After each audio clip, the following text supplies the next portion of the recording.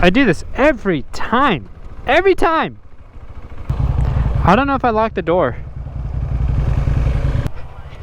I did lock it. Well, now I ride home alone. I'll go check it. If you want to go ahead and go home, get out of here, dude. Alright, YouTube, we're doing a night ride tonight. Today was kind of crazy. It's like 9 o'clock. It's been a long day at work today. And I'm just heading home. And, you know, even though today kind of sucked, at least work-wise, this is why I absolutely love riding to work, because not only does it save me money, because it does, I get to de-stress en route home. On today's video, I really just wanted to cover a little bit of mental health and how motorcycles benefit mental health in a strange, weird way, because this hobby is also quite dangerous. Very dangerous, actually, if you're not careful. What's going on over here? So here are some few things that motorcycles do to help benefit your mental health. One, it's a very good de-stressing tool. It helps out a lot.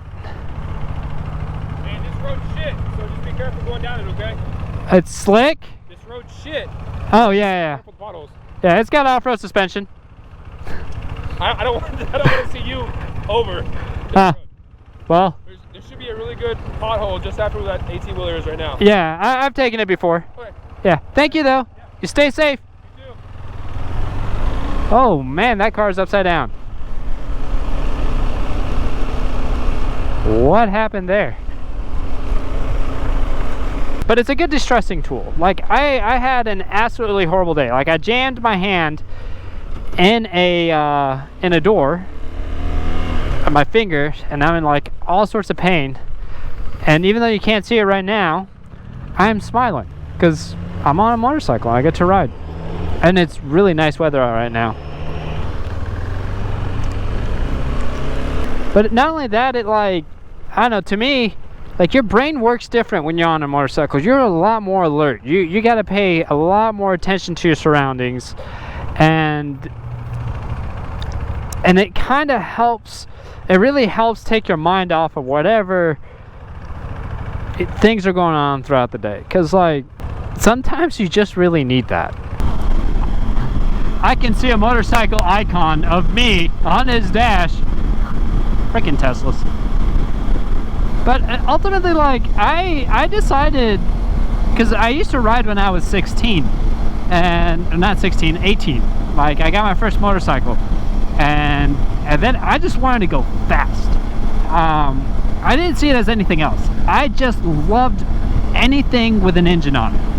And motorcycles were always a big no-no in my family. Like, and so when I finally turned 18, I bought a little old Honda, learned to ride that, and then I got my Gixxer, or Gixxer, and I was really stupid on that. And I didn't really appreciate much of anything else. I just wanted top speed. And I crashed it, quit riding for about 10 years, built some cafe racers for fun, but I never really took them on the road. I ultimately decided I'm coming back. And thankful for my wife, she was very acceptive of me wanting to come back to riding.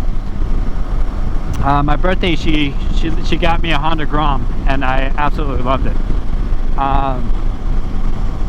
But then we found out that I could be more practical on a different bike. But besides the point, the thing I really noticed is that I was suffering with a high amounts of anxiety, like a lot of anxiety, and I had really no way of like dealing with it. And my anxiety would exacerbate whenever I would drive a vehicle and then go on the highway. And I just couldn't take it. And so like if I had to drive more than a 15-minute drive, it was actually a pretty big deal for me. And this became like my therapy on overcoming all that. And I was like, I'm just reaching, I'm just giving excuses to get a motorcycle and kind of feel better about myself.